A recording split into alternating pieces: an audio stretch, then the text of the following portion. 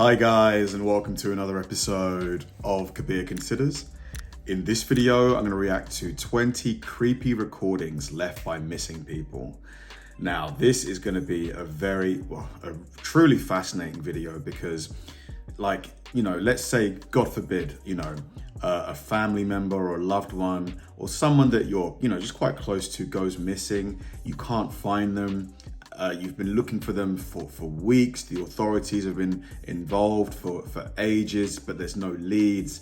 But then, you've got like a random sort of voice recording of them. It might not have any kind of connection to them going missing. It might be something quite, innocuous, like, I'm just going to go to the store. Do you need anything? Would you like me to pick you up something? And that's the very last thing. That's the very last time you heard their voice. It must be so surreal, like listening to that back. I imagine there's people out there who, have lost people, people have vanished from their lives, and they must like replay these kind of voice messages over and over again just to, kind of just feel closer to that person. It must be just such a weird, horrible feeling that I really wouldn't wish on anyone. So this video is going to be quite interesting just to hear what kind of messages there are, what kind of things, these people said. Because I imagine some of these voice messages might be connected to their vanishing. It might be something like a goodbye message or something like that. So it's going to be very interesting. Let's do it. A young woman spends the night away from home and is never seen again. Where is she? You can't just drop off the face of the earth. Or can you? Welcome to Watch Mojo, and today we're looking at 20 people who disappeared and left behind creepy recordings. Covering all my bases, making sure that if something happens to me or my family or all of us, that our assets are documented. For this list, we're looking at terrifying She knew something was going to happen to her. She knew. Photo, audio, or video recordings that were left behind following a person's disappearance. Which of these scares you the most? Let us know in the comments. Tiffany Whitton. Maybe she's out there. Maybe she can see this. And she will know that we love her and we want her home. By the summer of 2013, Tiffany Whitton was in a tough spot. She was recently fired from IHOP for stealing and her drug use. In the very early morning of September 13th, 2013, Whitton arrived at a Walmart and was closely observed by security officers. They believed she was under the influence and stealing various items of clothing. They eventually confronted her at the exit, and this confrontation was captured by security cameras. The footage depicts Whitton tossing away her handbag and sandals and fleeing out the door. This was the last anyone has seen of her. The young mother was last here at this Walmart, then after... Oh man, so she had a kid. Oh, damn. That it was like she simply disappeared into thin air. Many people suspect her boyfriend, Ashley Cottle, of foul play, but he has long proclaimed his innocence. Emma Philipoff. It's like if you haven't got any evidence, you can't really pin it on the boyfriend, can you? But it would be different if he was like the last person seen with her. Gosh, tragic. Just to not know if she's dead or alive. Just a few days before her disappearance, young Emma Philipoff was captured on camera at a Victoria, British Columbia YMCA. Philipoff was behaving in an erratic manner, repeatedly entering and exiting the building. She goes in and out the door 6 times within minutes. A few days later, cameras captured her at a 7-Eleven buying a prepaid cell phone. Shortly before exiting the store, Philipoff stops and scans the street outside, almost as if she's watching for someone. What is out there? Is she hiding from someone? Or is it all in her mind? On the evening of November 28, 2012, Philipoff disappeared from the Empress Hotel after speaking to the police. They had been called because Philipoff was walking around barefoot outside the hotel and was seemingly in distress. Her car was later found full of her personal belongings, and So she was living in her car, probably. has remained missing ever since. Sophia McKenna. Gosh, just honestly, I don't have any kids yet. I hope to one day soon, hopefully. But I can't imagine, the parents, in this situation. Obviously, the person themselves must have been in a really awful place mentally and perhaps physically. But to not know where your kid is, to not have any closure, You never know what you might be documenting on Snapchat. Sophia McKenna and Spencer Mugford were on the open water of Groton, Connecticut in the very early hours of May 27, 2018. Their trip was documented on Snapchat, with one picture showing McKenna at a lighthouse and another showing Mugford in the sailboat. Said boat was later found abandoned on New York's Truman's Beach. Nearly 2 weeks later, police recovered Mugford's body in Long Island Sound. McKenna's mother came forward, claiming that 7 calls had been made to her phone between 2:05 and 2:09 a.m. They were from Mugford's phone. Sophia's phone was locked and in her car, parked at Avery Point. McKenna is still missing, and the Snapchat photos serve as the only document of her final hours. Stephen Koecher.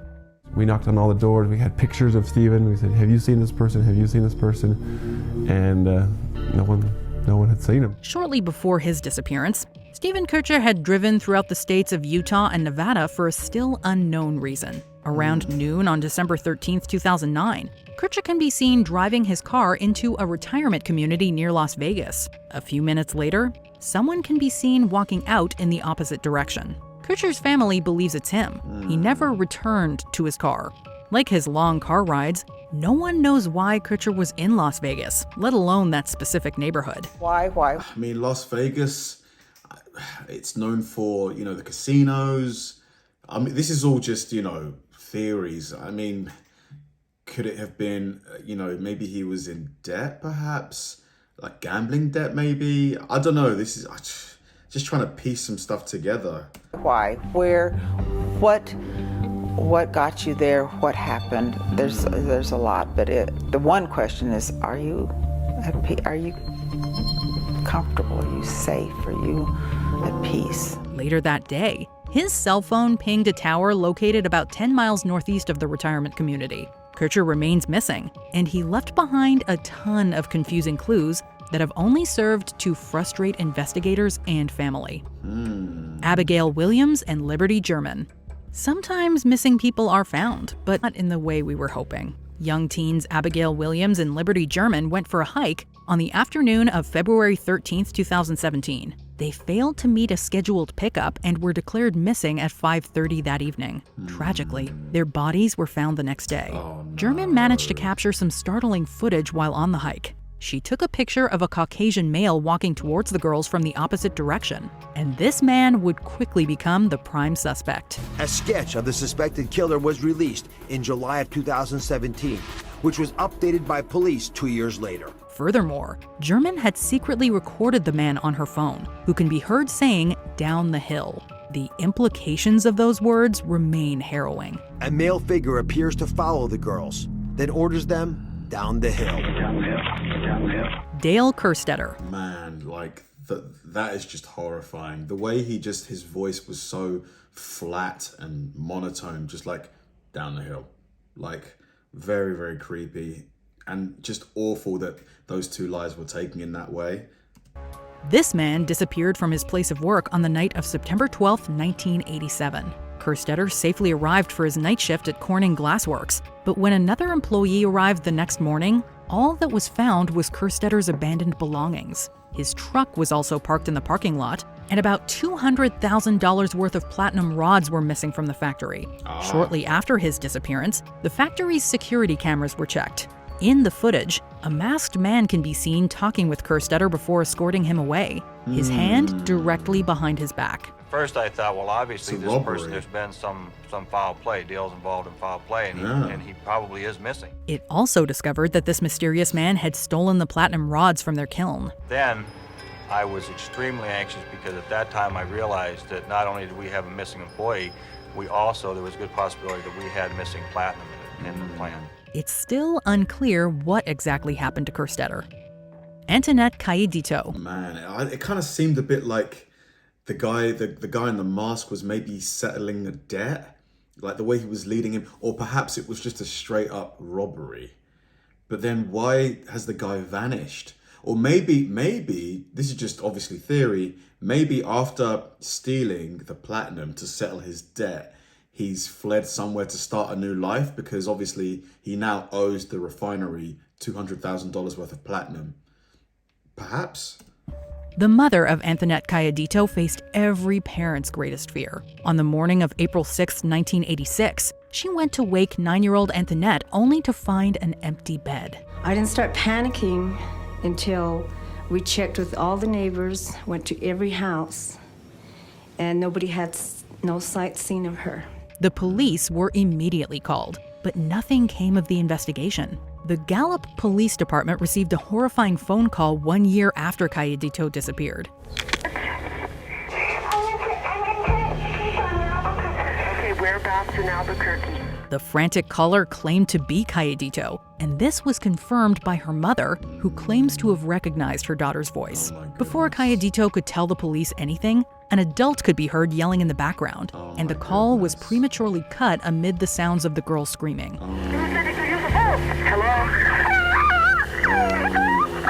Antoinette, where are you? Antoinette?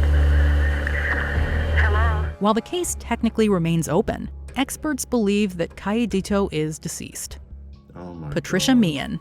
That is probably the worst thing you want to hear as a parent, you know, like an adult, like ending the call and then your child in distress like that. Before she disappeared, Montana ranch hand Patricia Meehan phoned her father and sounded distressed, telling him that she wanted to come home to Pittsburgh. Well, more than anything else in the world, I want her back with us. And we would then know that she'd be safe. Her landlord also noticed that she was acting funny. On the night of April 20th, 1989, Meehan crashed her car on Montana Highway 200. Eyewitnesses reported that she behaved strangely. Meehan approached the driver of the other car without saying anything. She later moved to the side of the road and silently observed the wreck before wandering into a nearby field. We didn't know what was out there. We didn't know whether we were looking for a hurt person, sick person, or a fugitive. Meehan left behind an undeveloped camera, and one of the photos was a creepy selfie that showed an expressionless Meehan staring into a mirror. Multiple witnesses have reported seeing Meehan in the years following, but she officially remains missing. Elaine Park. On February 2nd, 2017, Elaine... That photo where the lady was just staring blankly was very weird, wasn't it? Very weird. Park's abandoned Honda Civic was found on the side of the road in Malibu. Police say it's not like Park to go missing, so they are concerned. All of her belongings were inside. The battery was dead, and the keys were still in the ignition. Law enforcement believes that she wandered into the nearby ocean to take her own life, but her family doesn't subscribe to that narrative. Park's boyfriend was the last person to see her. He said she just kind of got up and seemed stressed and left. He said that she didn't really explain herself in terms of, you know, why she got up and left so suddenly. She slept at his place on the night of January 27th. And he told investigators that she had suffered a panic attack at about 4 a.m. 2 hours later, Park was captured on home security footage walking to her car, the same car that would be found abandoned just a few days later. Damn. Susan Powell. The Oh my God, because it seemed that everything was going all right for her up until the panic attack. I wonder if those panic attacks were quite frequent, if she was on any kind of medication.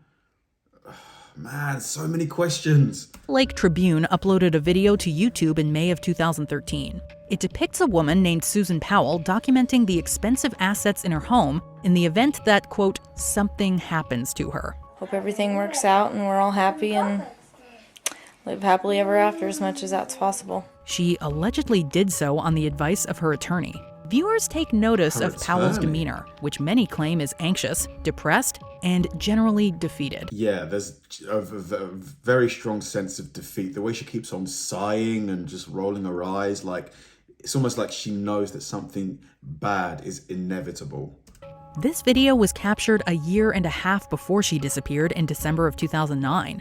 Powell technically remains missing, but many suspect her husband Joshua. Believe that Josh maybe put Susan in the mine, lit her on fire and sent her down in the mine, and then have come back maybe a number of times to push soil and debris on top of her so that it would discourage people from finding her. A few years after Powell disappeared, Joshua lost custody of their children to Powell's parents and subsequently took the children's lives and his own. Lars Mittank.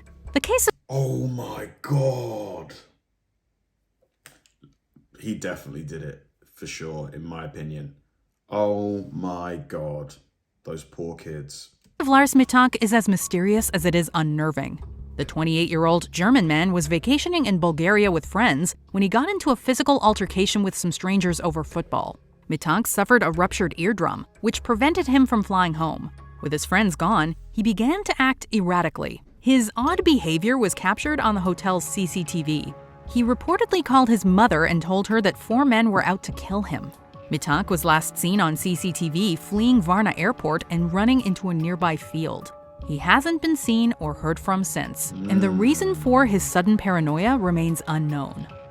Brandon Lawson. On the night of August 9, 2013, Brandon Lawson got into an argument with his partner Ledessa Lofton and left home just before midnight. Soon after, he called his brother Kyle, saying that he was being chased out of town and had run out of gas. Kyle worried that his brother, who was involved in drugs, was tripping. But following that, Lawson made an eerie call to 911, saying that he was being chased into the woods. Yes, I'm in the middle of the field. It's safe. We're just pushing guys over. Right here going towards Javelin on both sides. My truck ran out of gas. There's one car here. You got chased to the woods. Please hurry. When Kyle and the police arrived on the scene, Brandon's truck was abandoned. Kyle's girlfriend Audrey reportedly received a call from Brandon, who said that he was just up the road and bleeding. However, he was never seen or heard from again. Damn. Corrie McKeague. Maybe like a bear got him or something. I don't know. September 23, 2016, RAF Regiment gunner Corrie McKeague went drinking with some friends in Suffolk, England. At 3:25 the next morning, McKeague was spotted on CCTV entering the cul-de-sac of Brentgobble Street, an area that contained several wheelie bins. He never left the cul-de-sac. McKeague failed to report for work the following Monday, instigating a missing persons case. His phone was eventually tracked to a landfill, and while extensive searches were undertaken, nothing conclusive was found. The prevailing theory is that a drunk McKeague fell asleep inside a wheelie bin and was crushed by a garbage truck. His remains may have been accidentally incinerated at the landfill, but this theory is contested by many. Yeah, I just don't buy that. Like the bin collectors, the garbage collectors would have seen, remains. Like they would have spotted it. Like there's no way that it would have got from the bin into the truck to the crusher and then to the incinerator without someone seeing at least part like of a bone or something like that. Nah. Including McKeague's mother. So my absolute plea is somebody in the public does know something. They need to give the police that information so that the police have got somewhere to start looking for Corrie. Claudia Lawrence. On the night of March 18, 2009, Lawrence returned home from work and sent a text to a friend at 8:23 p.m. This would be the last time anyone heard from her. All of a sudden, she wasn't there. It eats into you, literally eats into you all the time. And that's the not knowing what's happened. And it carries on and on and on and on. Oh man, I could really feel that guy's pain, honestly. Ugh. CCTV footage was found showing a light-colored Ford Focus driving down the road the morning of March 19th and braking outside Lawrence's house. Despite years of investigation, the case went cold until 2013 when the new Major Crime Unit was unveiled. It was a good feeling that you had very experienced officers going over the whole thing again. They found that Lawrence's cell phone was mysteriously turned off the day after her disappearance, and unidentified fingerprints were found in her house. I think we're encouraged by the fact that something is happening after a rather long period of nothing happening, and the police have got a lot of work to do. They've been doing a lot of work, and that's good news. Several people have been arrested under suspicion of murder, but a lack of evidence and cooperation from witnesses have prevented any charges from being laid. Amber Tuccaro. It's weird, the fact her phone was switched off the day after she went missing.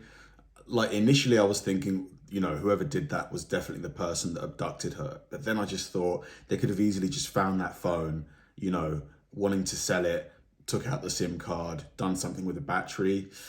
So it might not be the same person, but still, if they can find the phone and who took the phone, perhaps they'd get more information. Maybe where they found the phone, they could find more clues. This 20-year-old woman from Alberta's Mikisew Cree First Nation was last seen just outside Edmonton on August 18, 2010. She got a ride into Edmonton from an unknown male and was never seen again.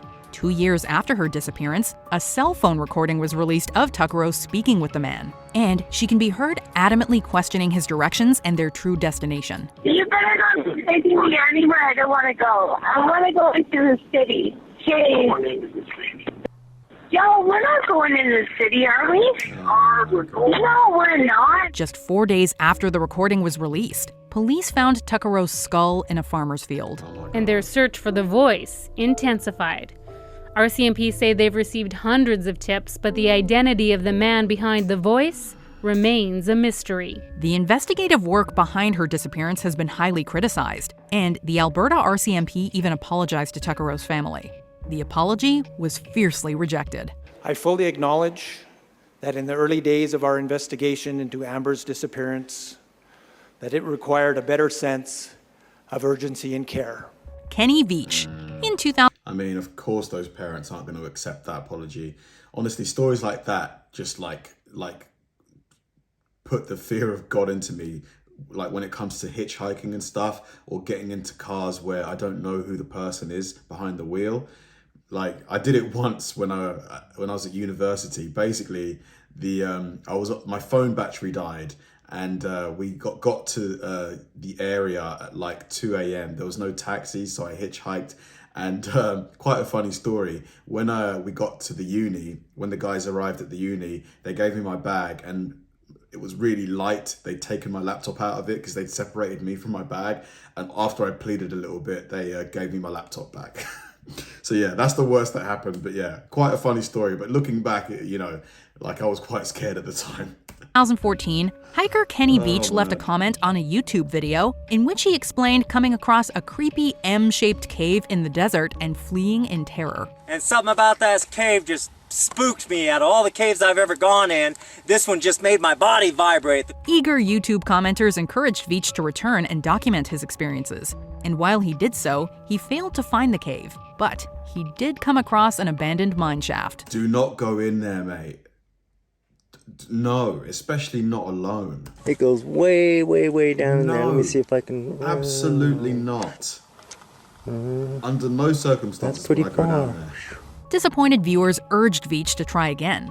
He set out once more, never to return. His phone was eventually found outside the very mine shaft that was recorded in his previous video. A woman claiming to be his girlfriend later commented on the video, stating her belief that Veach had taken his own life and left his phone behind so as not to be tracked. And that is it. So see you later, tortoise. But he doesn't sound like someone in that state of mind. Trevor Deely. On December 7th, 2000, 22-year-old IT worker Trevor Deely was attending a work Christmas party at a nightclub in Dublin. So as he left the club, Trevor was in control of himself. The question is, did he come across someone later who was to become instrumental in his disappearance? Deely left the club at 3:25 in the morning and stopped at work, where he briefly spoke to a mysterious man in black outside the business gates. So who is he? And is it possible he followed Trevor after this? Even in this grainy state, this footage may hold the key to unlocking the mystery of what happened to Trevor. At 4:14 after leaving work, Deely was spotted walking home on CCTV footage, with a man in black following roughly 30 seconds behind. It's this man here I believe we should be focusing on, captured on camera less than 30 seconds after Trevor. Is he the same man Trevor met outside his office minutes earlier? Police believe this is the same man who spoke to Deely. Unfortunately, that was the last known recording of Deely, and the case has since gone cold. The man remains unidentified, and no one knows what was discussed or why Deely was seemingly followed. Brian Shaffer. I wonder how many missing persons, like open cases that have gone cold are there. There must be like, what, millions of them? Like, because you're not going to catch every single, perpetrator, are you?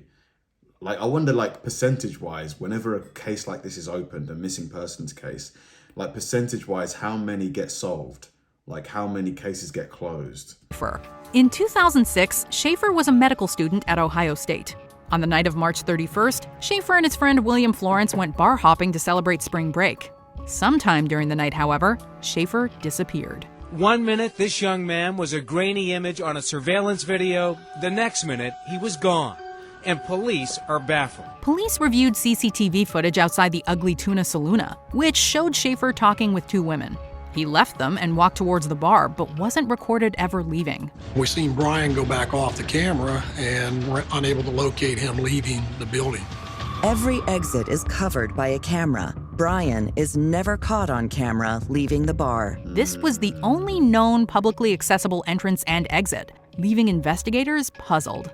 It's possible that the constantly panning and manually operated cameras just missed him. William Florence has refused to take a lie detector test, leading people close to Shaffer to suspect his involvement. Some believe that Shaffer is dead, while others think he ran off to live under a new identity. Foul play has never been ruled out, nor has the fact that Brian maybe just took off. The stresses of life, med school, and losing a mother to cancer. Henry McCabe. On the morning of September 7th, 2015, Corrie McKeague received a horrifying voicemail from her husband Henry. It features what sounds like menacing growls and human moaning before a voice is heard saying, "Stop it." Henry McCabe was quickly declared a missing person. The last person to see him alive told investigators that he dropped off McCabe at a convenience store following a night of partying.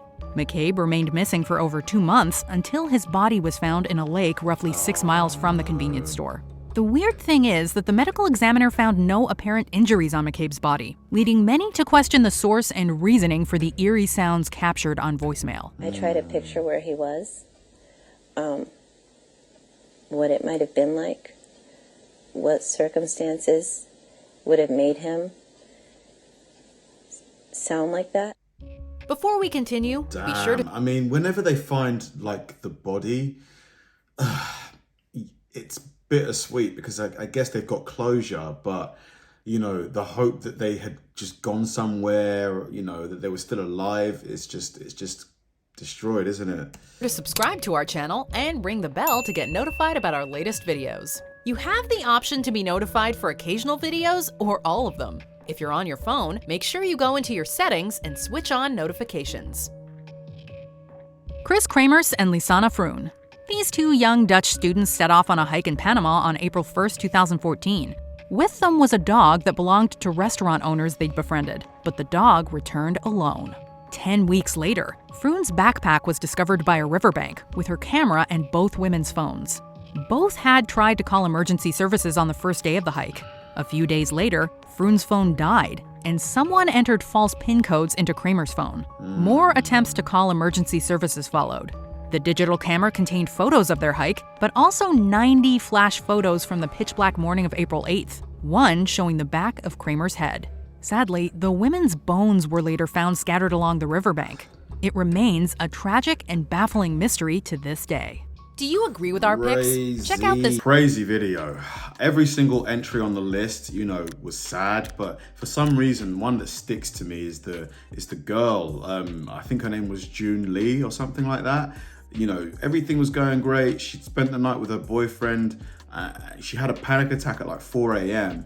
and then she just vanishes. Like, I think it was the footage of seeing her mum like in pieces, like, you know, emotional, like, that really kind of got to me. Also the one that was in the UK, I think it was in Suffolk, where the guy's daughter went missing, and every time he spoke, you could hear his voice wavering, like even many years after the fact, like he was still like, you know, just in absolute, like just devastated, as any parent would be. Crazy video. You can only hope that if the people aren't found, at least maybe they can get some kind of closure, like the families and the friends at least. Thanks for watching, guys, and I'll see you in the next one.